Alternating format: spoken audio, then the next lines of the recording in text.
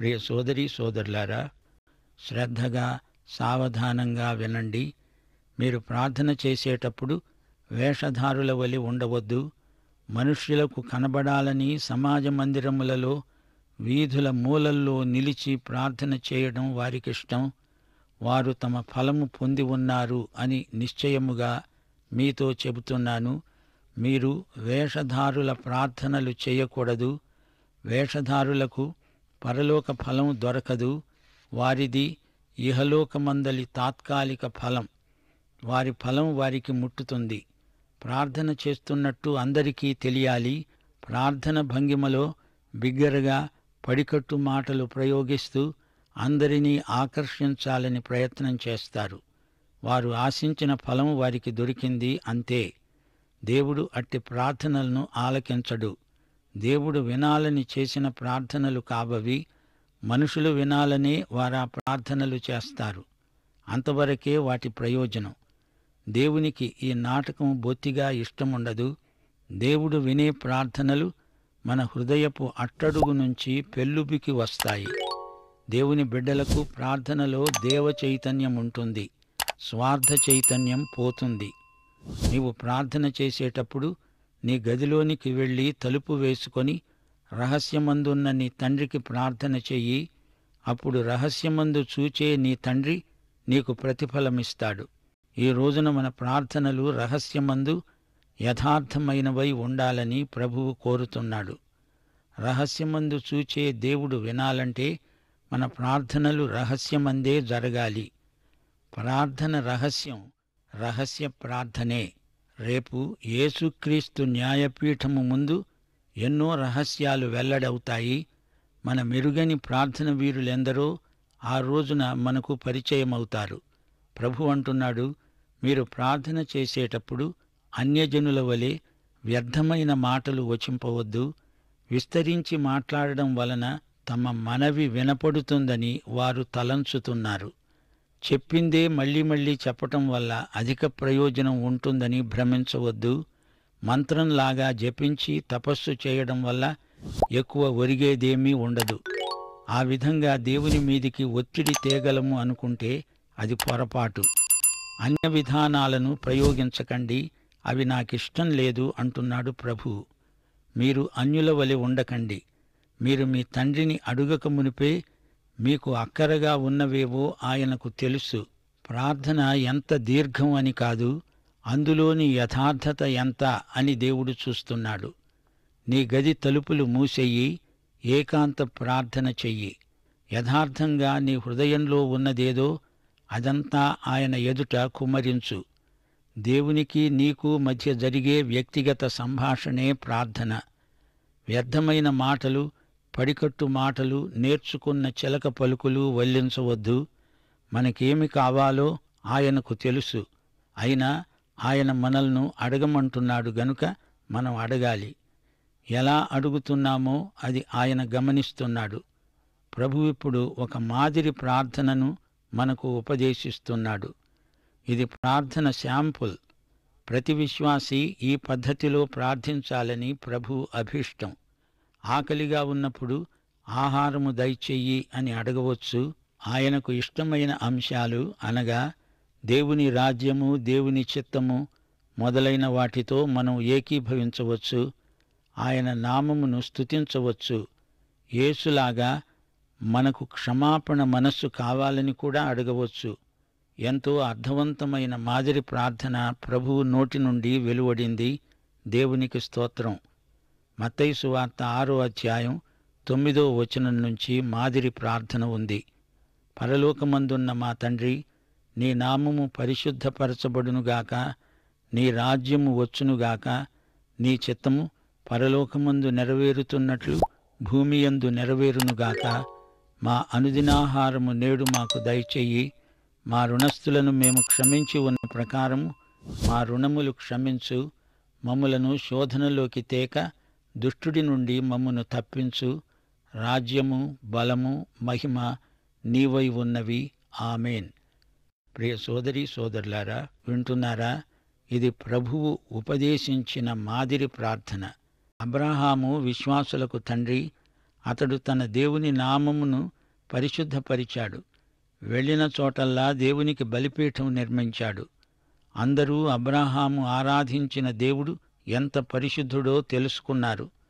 అబ్రాహాము కనాను దేశంలో ఇరుగు పొరుగు వారికి దేవుని నామ పరిశుద్ధతను ప్రచురపరిచాడు. అబ్రాహాము మాటల్లో చేతల్లో ఎంతో విశ్వసనీయత ఉట్టిపడింది. అబ్రాహాము ఆరాధించే దేవుడు పరిశుద్ధుడు అని వారు తెలుసుకున్నారు. అబీమెలెకు అబ్రాహామును గురించి సాక్ష్యమిస్తూ, నువ్వు చేసే ప్రతి పనిలో నీ దేవుని పరిశుద్ధత కానవస్తుంది అన్నాడు. హేతు కుమారులు కూడా అలాంటి సాక్ష్యమే పలికారు. నీవు మా మధ్య ఒక రాజకుమారుడిలాగా ఉన్నావు అన్నారు. అబ్రహాము ఈ విధంగా తన దేవుని పట్ల భయభక్తులను వెల్లడిపరిచాడు. అబ్రహామును బట్టి యెహోవా నామము కనాను దేశమందంతటా పరిశుద్ధపరచబడింది, మహిమపరచబడింది. అయితే ఈ భూమి మీద దేవుని చిత్తం నెరవేర్పునకు అనేక ఆటంకాలు, అవరోధాలు ఉన్నాయి. అట్టి ఆటంకాలు తొలగిపోవాలంటే దేవుని బిడ్డలమైన మనం ప్రార్థన చెయ్యాలి. పరలోకమందు దేవుని చిత్తమెరిగిన వారై దేవుని ప్రజలు ప్రార్థించాలి. ఏలియా ఆ విధంగా ప్రార్థించాడు. ఏలియా ప్రార్థన ప్రసవ వేదన లాంటిది. 2 మోకాళ్ల మధ్య తల ఉంచిన వాడై ప్రార్థించి పరలోకమందలి దేవుని చిత్తమును ఇక్కడ అమలుపరచబడడానికి తాను సాధనమయ్యాడు. యాకోబు పత్రిక 5వ అధ్యాయం 16-17 వచనాలు. నీతిమంతుని విజ్ఞాపన మనఃపూర్వకమైనదై బహు బలము గలదై ఉంటుంది. ఏలియా మనవంటి స్వభావము గల మనుష్యుడే. వర్షించకుండునట్లు అతడు ఆసక్తితో ప్రార్థన చెయ్యగా 3.5 సంవత్సరముల వరకు భూమి మీద వర్షించలేదు. అతడు మరల ప్రార్థన చెయ్యగా ఆకాశము వర్షమిచ్చింది, భూమి తన ఫలమిచ్చింది. పరలోకమందు బంధించబడింది మనమిక్కడ బంధిస్తాము. ఇక్కడ మనము విడుదల చేసింది అంతకు ముందే పరలోకమందు విడుదల చేయబడిందే అని గ్రహించాలి. అలనాడు పాత నిబంధన కాలంలో ఇశ్రాయేలీయులు మన్నాను ఏ రోజుకా రోజు అరణ్యంలో సేకరించుకున్నారు. అది రేపటికి నిలవ ఉండదు. అనుదినాహారం దేవుడు వారికి కురిపించిన మన్నాను నిలువ చేద్దామంటే కుదరదు.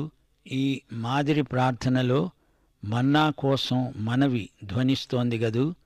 ఏ రోజుకా రోజు అన్నం పెట్టేవాడు, బట్టలిచ్చేవాడు, దాహం తీర్చేవాడు ఆయనే. అనుదిన అక్కరలు తీర్చే తండ్రి ఆయనకు మనం ప్రార్థన చేస్తున్నాము. ఈ ప్రార్థన ఎంతో అర్థవంతమైనది. ప్రభువు తీర్చనిదే మన కనీసపు అక్కరలు కూడా తీరవు. పరలోక రాజ్యంలో ప్రతిదీ దేవుని మీదనే ఆధారపడి నడుస్తుంది. కలిగి ఉన్నదేదీ ఆయన లేకుండా కలగలేదు. ఆయన మన సృష్టికర్త. యేసు ప్రభువు నేర్పిన మాదిరి ప్రార్థనను అనుసరించి మనం ప్రార్థించాలని అలనాడు పాత నిబంధన కాలంలో ఇశ్రాయేలీయులు మన్నాను ఏ రోజుకా రోజు అరణ్యంలో సేకరించుకున్నారు. అది రేపటికి నిలవ ఉండదు.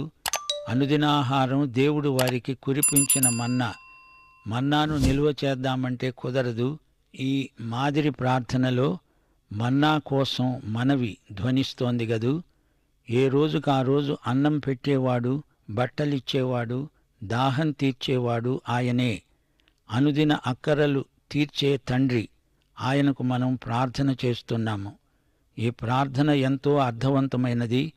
ప్రభువు తీర్చనిదే మన కనీసపు అక్కరలు కూడా తీరవు. పరలోక రాజ్యంలో ప్రతిదీ దేవుని మీదనే ఆధారపడి నడుస్తుంది. కలిగి ఉన్నదేదీ ఆయన లేకుండా కలగలేదు. ఆయన మన సృష్టికర్త. యేసు ప్రభువు నేర్పిన మాదిరి ప్రార్థనను అనుసరించి మనం ప్రార్థించాలని పరిశుద్ధాత్మ కోరుతున్నాడు. ప్రార్థనకు జవాబిచ్చే తండ్రి మన దేవుడు. అడిగితే ఇస్తాడు. తలుపు తట్టితే చాలు తలుపు తీస్తాడు. వెదికింది దొరుకుతుంది. దేవుని రాజ్యమును నీతిని మొదట వెతికితే అది మనకు ప్రాప్తిస్తుంది.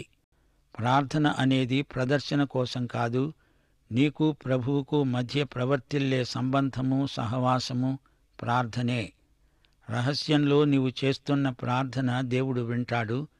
మన ప్రార్థనలకు తండ్రి అయిన దేవుడు వెంటనే జవాబిస్తాడు.